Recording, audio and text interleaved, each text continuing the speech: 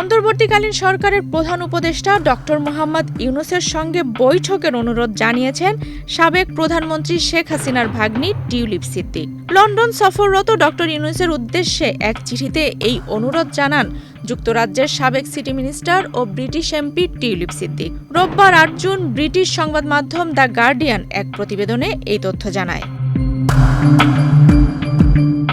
চিঠিতে টিউলিপ উল্লেখ করেন, বাংলাদেশের দুর্নীতি দমন কমিশনের রাজনৈতিক উদ্দেশ্য প্রণোদিত অভিযোগের বিষয়ে বান্ডেল থাকলে প্রতি সেনমানিতে টাকা বাঁচবে।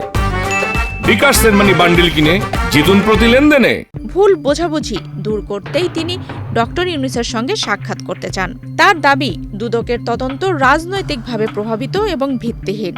সাবেক প্রধানমন্ত্রী শেখ হাসিনার ভাগ্নি টিউলিপ সিদ্দিকের বিরুদ্ধে অভিযোগ রয়েছে টিউলিপ ও তার মা ক্ষমতার অপব্যবহার ও প্রভাব খাটিয়ে অবৈধভাবে ৭,২০০ বর্গফুটের একটি প্লট পেয়েছেন।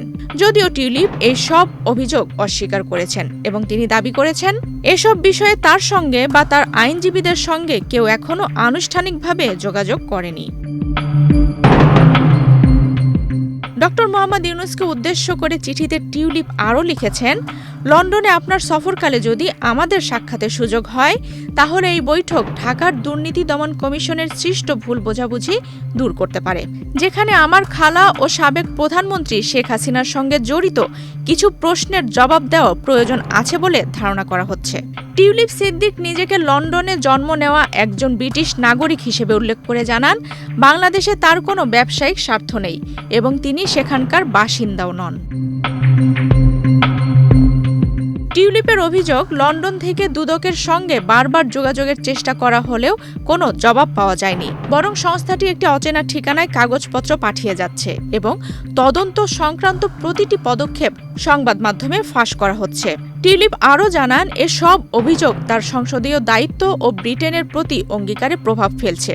যদিও গত বছর যুক্তরাজ্যের মন্ত্রী পর্যায়ের মানদণ্ড বিষয়ক উপদেষ্টা তাকে নির্দোষ বলে ঘোষণা করেন, তবুও তিনি বিতর্কের কারণে পদত্যাগ করেন, যা কিয়ার স্টারমারের নতুন সরকারের জন্য বেশ বিব্রতকর হয়ে দাঁড়িয়েছিল বলে জানান তিনি।